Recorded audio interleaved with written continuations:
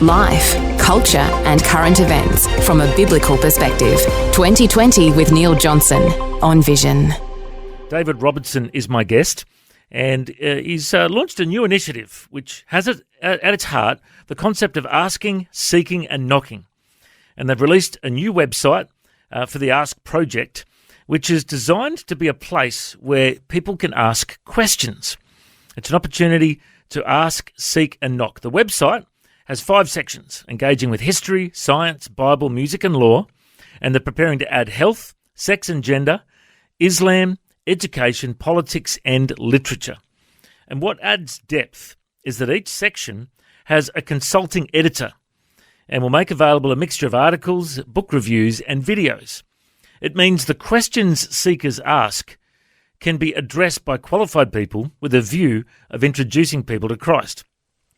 David Robertson is director of the Ask Project with the Sydney Anglicans. He originates from Scotland and writes for newspapers, magazines, and is author of a number of books, including The Dawkin Letters and Engaging with Atheists. The website is ask.org.au, and on the homepage there is space for you to ask a question. And if you want to find out more, check out that website. But we've got David joining us on the line today. Welcome along, David. How are you, mate? I'm well, thanks. It's great to be with you. It's lovely Scottish weather here in Sydney. Basically wet, windy and rain. All ready for the Rugby League Grand Final on Sunday, hey? Absolutely. I hardly knew what Rugby League was before I came here, but I'm really into Rugby League, well, particularly into cricket, actually, to be honest. You like the cricket? Okay. Well, I love the cricket. Well, I haven't quite got into AFL yet, but... Yep. Well, I did live in England for 6 months when I was a kid, and I remember going to Trent Bridge to watch the cricket. Have you been there in the UK? No, I haven't. Mm-hmm. I've been... You know, I'm in Scotland. We don't really have... Well, we do have a cricket team, but... long before I came to Australia, I decided I would support Australia because I just couldn't support England. But good on you. It was either Australia or New Zealand, so I was glad I chose the Aussies. Very good. And being a Sydney boy, have you chosen Parramatta or the Panthers for Sunday? I'm afraid I am trying to stay out of this one, but I'm going for Parramatta. You're going for Para. There you go. I got a couple of good mates that are Para supporters, so I think I'm leaning towards them. But there's a few Christian boys in both the teams, so we'll be praying for all of them, hey? Absolutely, yeah. I mean, it's amazing. The level of interest in sport, in a wide variety of sports here, I find fascinating. But also the level of Christian involvement, particularly, from the Islanders, which I think is fabulous. Yes. I've met some of the guys. They're great. Yeah, we certainly need more Christian role models in sport, absolutely. Now let's find out a bit of your story. In Scotland, you were raised in Scotland. Tell us about your faith journey. Were you raised in a religious household, or how did you come to Christ? Sure. My dad was a farm worker. My mother was a nurse. I grew up on a farm, largely in the Scottish Highlands. They were Christian brethren. They went to the Brethren Church. I kind of rejected all that when I was about 11 or 12 years old. And then... much to my annoyance, I was converted when I was 16.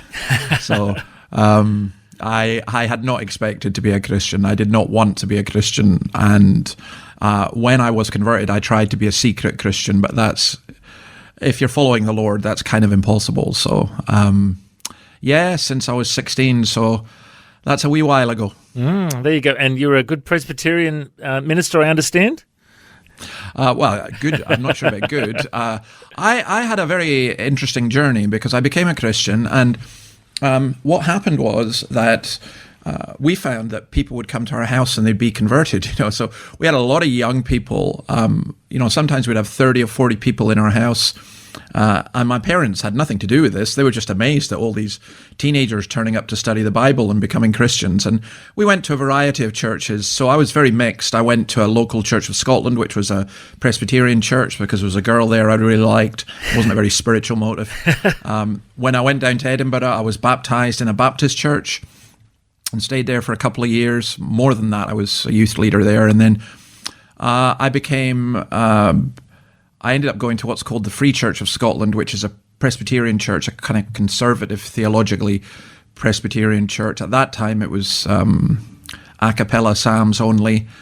And I was there when I was 21, they asked, would I consider going in for the ministry? And I went to their college. I was utterly amazed that I got a call to a small rural church in the Scottish Highlands when I was 24, and I've been a minister then ever since. And as for a good one, others will have to judge that. So I do have a little bit of a recollection of hearing some quotes from John Knox, the founder of the Presbyterian Church. I think someone said of him, was it Mary, Queen of Scots, may have said, I fear the prayers of John Knox more than all of the armies of Europe. Would that be a correct quote? That's correct, yeah. That was Mary, Queen of Scots, yeah. Yep. There was, Scotland's had a tremendous Christian heritage, and much of that heritage has come over to Australia as well. I mean, I was just looking at the latest census data, and something like 9% of Australians are of Scottish heritage, which is a phenomenal number. And you see our influence everywhere because, Brisbane is from a Scottish man, and there's lots of MacArthur, lots and lots of others, Sutherland, just loads of places everywhere I go. There's kind of Scottish names. It's quite funny because I was ministered in Dundee for 27 years, and someone said, Dundee, oh, is that like named after Crocodile Dundee? I said, no, it's kind of like 800 years old. I think we were there first. Oh, that's funny. Well, I've got a worship pastor and his wife, Aberdonians. So we have the Scottish accent quite a lot in our church, laddie. Yeah, I'm sorry. That's a terrible. That was a terrible one, but that's okay. We'll let you off with that. You wait till I do an Aussie accent. Now, I'm curious about your blog site. The title of your blog site is theweeflea.com, the weeflea.com. Tell us why you came up with that title for your blog. Okay, well, this is just I was I would say a fairly ordinary pastor in a Presbyterian church in Dundee in Scotland at that time. And Richard Dawkins came out with his book, The God Delusion. And I wrote a response to it, which became the Dawkins Letters. And somewhat bizarrely, it became a bestseller, particularly in non-Christian bookshops. So, but anyway, the reason that came about was I'd read Dawkins' book, and I went... And I wrote a review of it. And I started getting all these emails from atheists. And I was a bit surprised because I'd written the review on the Free Church website. And it was quite funny because this man wrote me and he said, Dear David, I'm sorry for everything that they're saying about you. He said, I am an atheist. I don't agree with you, but I don't think they should call you those names. And I wrote back to him and said, what are you talking about? And he said, oh, you're on the Dawkins website. I didn't even know there was a Dawkins website. So I went onto it, and my article had been posted there on the front page. Yeah. And by the time I got to it, there'd been 600 responses. By the time I left, there were 7,000 responses. Oh, my goodness. I think the most they've ever had. And they were so angry with me. So anyway, a third were okay. A third were like, well, we don't agree with you. But a third were like, today I think we'd call it hate speech. I think I would report them to Dan Andrews or something. Yeah. But so Dawkins banned me. And I decided, no, you're not getting away with this because, it's your guys who are attacking me. I'm not attacking them. So he banned me because it was just getting way out of hand. And I don't think he liked it. And he certainly didn't like the book. And he then described myself, Alistair McGrath from the University of Oxford, Professor John Lennox from the same university, and I think there was a Catholic writer. He described us as fleas living off a dog's back, quoting the poet W.H. Auden. And when I got banned, I thought, yeah, I'm not getting away with this. I'm coming back. And my denomination was known as the Free Church. And in Scotland, it was the Wee Frees is what we were known. And I took a gamble that... Dawkins would not know Scottish church history, so I called myself the Wee Flea, came back as a pseudonym, and had lots of fun for another 3 months until he found out and banned me again. But the name stuck, the nickname stuck, the Wee Flea, and I ended up having a blog with that. It's where I put all my writings and a lot of different stuff, and it just kind of grew and grew and grew. And it's funny, that's how a lot of people know me. It might have been in Melbourne. Somewhere in Victoria anyway, and this guy sat beside me and said, oh, you're from Scotland? He says, oh, I read this guy called the Wee Flea, And I said, well, before you go any further, I better tell you I am the wee flea. And he says, I don't always agree with you. I said, I write the wee flea. I don't always agree with me either. But it's just, it was just a way of thinking out loud. And God has blessed it, and it's grown enormously, which has been wonderful to see. Well, it's great to hear that you've taken on Richard Dawkins in the book, The Dawkins Letters, so people can search that up, or another book you've written called Engaging with Atheists. Out of curiosity, have you seen any atheists come to Christ through your books? Oh, absolutely. Yeah. I mean, what was wonderful was on the Dawkins one, this was really very, very funny as well. And I do think the Lord has a sense of humor. So I was speaking at a conference in Spain, which was nice work, and this phone call came to me, and they said, it was from the Free Church offices, saying, Dave, you better go and have a look at the website. There's this atheist. We don't know if he's for real. And it was a man who came on, and he said, I'm a sad and lonely atheist. I'm on the Dawkins website. Can you help me? So I wrote and said, do you want to do this in private or in public? He says, no, we'll do it in public. And I was really suspicious, kind of a troll type thing. So I said, what's your problem? And he said, well, you know this. He said, he was a musician. He lived in France. And he said, I joined in all the attacks on you on the Dawkins website. And then he said, I just realized I didn't want to be with these people. They were nasty and they were horrible. What they did, what they were calling you, how they were mocking people who had died and all this kind of stuff. So I thought, okay, maybe he is for real. So I wrote him 2 questions. I just said, why are you not a Christian? And what would stop you becoming a Christian? And he went away, and I got back after the weekend, and there was a message saying, I've become a Christian. And what he did was he went and he printed out every single post I'd written on the Dawkins website. And I'd written loads. I mean, I wasted so much of my time arguing people. Have you ever seen that cartoon with the guy sitting at his laptop shouting up to his wife, can't come to bed yet, dear, there's someone wrong on the internet, Well, I was that person. I was answering everything, and it just nearly exhausted me. I mean, that's how I got the book out of it as well. But anyway, he posted all these out. He sat down, as he said, with his Gauloise and his wine on his balcony and read through them all. And he had a wonderful description of conversion. He said it was like moving from a 2-tone black and white world into a Technicolor world. And, it was just quite remarkable. And I've actually met more people who've been converted through Richard Dawkins to Christianity than the other way around. And people used to say to me, you must hate Richard Dawkins. I said, you're kidding me. I love the guy. He's allowed me to proclaim the gospel to tens of thousands of people that I wouldn't have been able to. Yeah. And God uses his word. I mean, that's one of the great things that I absolutely believe in, that the Holy Spirit takes the word and uses and applies it, even when the devil's seeking to disrupt. Our guest on the line today is David Robertson, who's the director of the AEST project. He's with the Sydney Anglicans and originally a Presbyterian minister from Scotland. He's written a number of books, including The Dawkins Letters and Engaging with Atheists. If you've got a Bible question you'd like to ask, call now, 1-800-316-316. And we've got Jan from New South Wales. How are you, Jan? Okay, really okay. Thank you for asking. Yeah, good. What would you like to ask? Is it essential for me to believe in the actual resurrection of everybody's body, flesh and bone and blood, whatnot? Surely we have a finer body than that. We don't have to even bother with this blood bit, do we, when we've used it up? Good question. What are your thoughts on that, David? Jan, that's actually a brilliant question, and it's not a new one, because it's a very common one, because we would think like that, wouldn't we? We see our bodies decay. I don't know how old you are. I'm sure you're younger than me. I'm 60 years old now, and I've just realised I'm not 17. And so I feel my body's fading a bit. But Paul in 1 Corinthians 15, when he talks about the resurrection of Christ, he talks about the resurrection body. And he asks you a question. He says, someone will ask, how are the dead raised? With what kind of body will they come?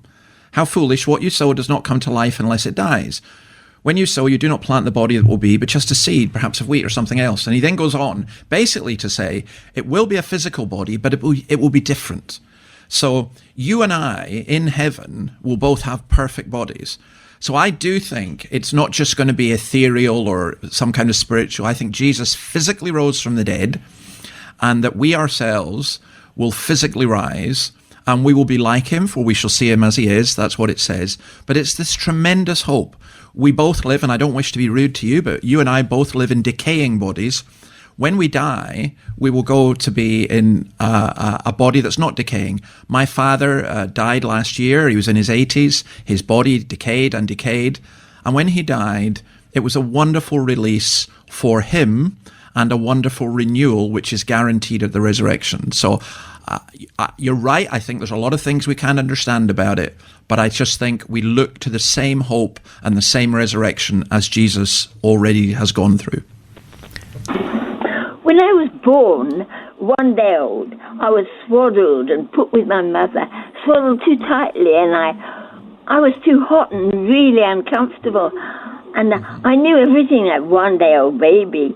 Anyway, I popped out of that body because it was too hot and floated around the room in a kind of facsimile of the physicality, but finer. And I went round the room in the nursing home in Oxford. I looked down and I saw my mother and the baby's body, but I was me, and I had a body which could float around and not be a pain. Anyway, after a while, my brothers and sisters visited my mother, and they kept on looking at the baby in the next bed, and I thought, why are they looking over there? I want them to pay attention to me. I popped back into my body, into my little fleshy body. I could see that this facsimile of myself was the real personality, and that it possibly, except as a baby you wouldn't have that, and I think the facsimile side of things, I think people have very, very strange experiences, but we do not want to take away from the fact that what the Bible teaches is that we are body, we are flesh, we are mind, we have emotions and so on, and we are spirit. And there's no question about that. I mean, I can't comment on everyone's different experience, but I do know that our bodies are for real, and they're very much part of what we are. And I think what Jesus promises, if we're going by what he says, that there will be a spiritual body, but it will actually still be a body. It's going to be raised imperishable. It's not going to be flesh and blood in the sense that we now have flesh and blood, but it will be something different. But it won't just be a kind of floating spirit. And I mean, you are your body, you are your mind, you are your spirit. But, you know, as regards the resurrection, I wrote a book called Magnificent Obsession about Jesus and about his resurrection. And I'll tell you what I'll do. On the AEST website, maybe today or over the weekend, I will put up the chapter on the resurrection body for you, and you're welcome to have a look at it there. But it's really nice to talk to you. Wonderful. Thank you so much for your call, Jen. And once again, if people want to check out that website, it is ask.org.au. Thank you so much for that, David. And we've got Duncan from Melbourne in Victoria. How are you, Duncan? I'm very well, thank you. Thank you for taking my call. My question relates to the scripture where it says that governments are ordained of God, and the principle there is that we can live peaceable and orderly lives in order to promote the gospel. And generally speaking, the Christian churches are very supportive of governments, and whether we like their policies or not, we obey the command in Scripture to pray for our governments, which what happened to us in COVID with not just the restriction but the removal of our civil liberties. That's caused me and so many others a lot of pain and heartache and distress. And I'm somewhat acquainted with the writings of Dietrich Bonhoeffer. And I recently came across this quote from him: "Silence in the face of evil is itself evil. God will not hold us guiltless. Not to speak is to speak, not is to act." Now, I have thought that the Christian church has actually been a little bit too forgiving and accepting of the restrictions imposed on all of us, the secular and the religious alike.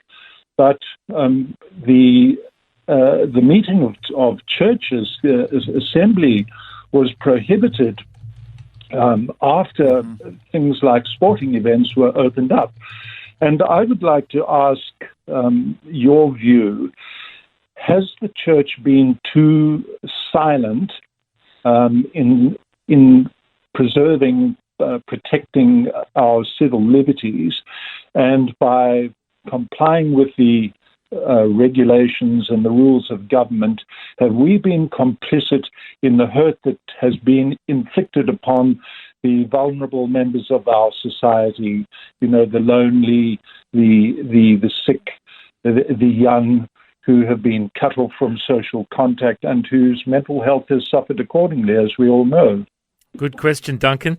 Now, we've only got about 90 seconds till the news, David, so maybe give a short response and we can unpack that a bit more after the news. But yeah, go for it, David. Yeah, no, the easy answer to your question, Duncan, is yes. I think we have been too silent and complicit in some things. Now, the passages you refer to are in Romans 13, where we submit ourselves to the governing authorities, and in 1 Timothy, where we are to pray. Now, we must pray for our leaders, no matter whether we agree with them or not, and we must submit to them, except insofar as they go against the word of God. And also in a democracy, as Australia is still just, there's a tendency moving towards much more authoritarianism. We need to stand and speak up for those who can't speak up for themselves. And we often have voices. And I agree with you, I do think that we've been too complicit at watching the erosion of basic liberties taken away from us. You could argue for very, very good reasons, but nonetheless, the basic premise of what you're saying is, I think, correct. So Absolutely. Thank you for that. Got Rowan from the Gold Coast. Hey, mate, what would you like to ask? So I just had a very quick question. I've actually looked at the ASK website and I've seen there's quite a lot on science, and I'm very, because I'm a scientist myself and I'm currently doing theology too. So I'm really keen. I've recently been researching a lot on Islamic religion and learning Islam quite a lot, because I feel I have a passion for these people to reach out to Islam. And I've come through something called Busaism. I hope I'm pronouncing it right, but basically, this is it's a name given after a French surgeon who kind of proved that there's a lot of concept in science that has been proven, has been foretold in the Quran, and he kind of points out a lot of things from the Quran that are in modern science, and they said, they couldn't possibly know that a long time ago. So my question would be, from looking into science from biblical perspective, would there be anything that from because I'm not too sure, I haven't researched a lot on that, but would there be any scientific discovery that is complemented by the Bible, from older times? That would be my question. Yeah, it's a great question, Rowan, and I would love if we had another hour and a half to go into that. So what I would just simply suggest to you is, yes, there's quite a lot. I mean, I know the Islamic thing there, and there's just a couple of things I would say about that. Number one, a fair amount of the Quran and so on came from Muhammad's awareness of Christianity and Jewish teaching, both the Old Testament and the New Testament. Secondly, you are going to get some things right, So the Bible, for example, says that the universe had a beginning. And up until the middle of the 20th century, many scientists would have said, no, the universe was eternal. Well, it turned out the Bible was right on that. There are other things as well that you could look at. The Bible's not a science textbook, but the science within it, if you like, I think is correct. And the whole basis of science is based upon a biblical foundation. In other words, the Bible says that there is order and uniformity within the universe. You couldn't do science unless you accepted that. And that is why science itself, Western science as we know it, arose out of, yes, it did come out of Islam, Judaism, and Christianity, the great monotheistic religions, because all three of them taught that there was order and unity in the universe. I do think on this question, there's an Australian guy called Samuel Green. He's got some great stuff on Islam, including, if I remember rightly, he's got at least one YouTube video on Islam and science, which I would highly recommend to you. But the only other thing I'd say on this subject would simply be this. I heard David Wilkerson, I think, is a physicist in the University of Durham, and I heard him give a talk in the University of St Andrews, and somebody said to him, "Are you saying then that science proves God?" And he said, "No, but I'm saying that science points to God." And I think there are many pointers in science which would lead us towards believing in a real God. And you've seen the website. We've just started putting stuff. The website is literally just a couple of weeks old. Or I've got a professor of science from Western Sydney who's putting articles up, and the two he's put up at the moment, the third we'll put up next week, all deal with that kind of issue, how science points us to God rather than away from him. So it's a great question, great comment, appreciate it. Wonderful. Thank you so much for your call, Rowan. And if you'd like to call through, maybe you've got a question, our guest is David Robertson, the director of the ASK project with the Sydney Anglicans. And you can go to the website ask.org.au. They tackle a whole bunch of real-world questions with real-word answers. And we've got Leonie from Victoria joining us on the line. How are you, Leonie? Any better and I'd be dangerous, dear heart. Good to hear. Have you got a question or a comment? I have a joke for you, David, that you might like, that God gives me jokes all the time, but this one is of some relevance to what you're talking about. And I normally address it to atheists and agnostics as well as to believers, because then it strengthens the believers and they're able to push it on to other people. And hopefully the atheists and agnostics will take a better look at the Bible. It's about Noah's Ark. And one of the things about Noah's Ark that so many people get wrong is that it wasn't a dove that came out first. It was, of course, the raven. Now, God has a sense of humour. He created us, etc. But with the raven, Genesis chapter 8, verse 7, I always tell people, the raven has a distinct noise, which everybody understands. But the funny thing about it is it sounds like, ark, ark. Free to use it. God's and mine. No copyright. Oh, and the funny thing about the Scottish stuff, living in Australia, I have a friend who's Scottish, and I said to him one day, just before church started, "David, I love everything Scottish except your bloomin' thistles." And he says, "Oh, I know, and they grow bigger over here." Thanks very much, mate. Well, you know, the thistles are great because the thistles warn you. So when the English were attacking Edinburgh Castle, the garrison were woken up by the English stepping on thistles. So, you know, there's a good purpose for everything. And listen, Leonie, I would just simply say there's a good purpose for bad jokes as well. You know, and the Lord gives us, you know, that, I mean, that is quite funny, actually. But it's, you know, just on a more serious issue, actually, I think you can use humour a lot and it can help break down barriers. I was reminded of the Baptist preacher, Charles Haddon Spurgeon, who this woman came up to him and said, "Mr. Spurgeon, you use far too much humour in the pulpit." And he looked at her and said, "Madam, you may be right, but you should be thankful for what I don't use." And That's me. I sometimes feel like that. I sometimes feel that, you know, we go too far. But as jokes go, that wouldn't make it into my top 10, but it might get into my book of Bible jokes, yeah. Hey, thank you so much, Leonie. God bless. God bless. And if you'd like to call through with a question or a comment or maybe a joke, phone lines are open on 1-800-316-316. And we've got Kerry from Horsham in Victoria. How are you, Kerry? Very well, thank you. What's your question today? Probably first I just want to say hi to David. I've actually got to spend 4 months of my life in my 20s in Scotland, so it has a real special place in my heart. And yeah, I just love hearing your accent, of course. It's lovely to hear that Scottish accent. Yeah, thank you, Kerry. I don't have an accent. You have an accent. I don't have an accent.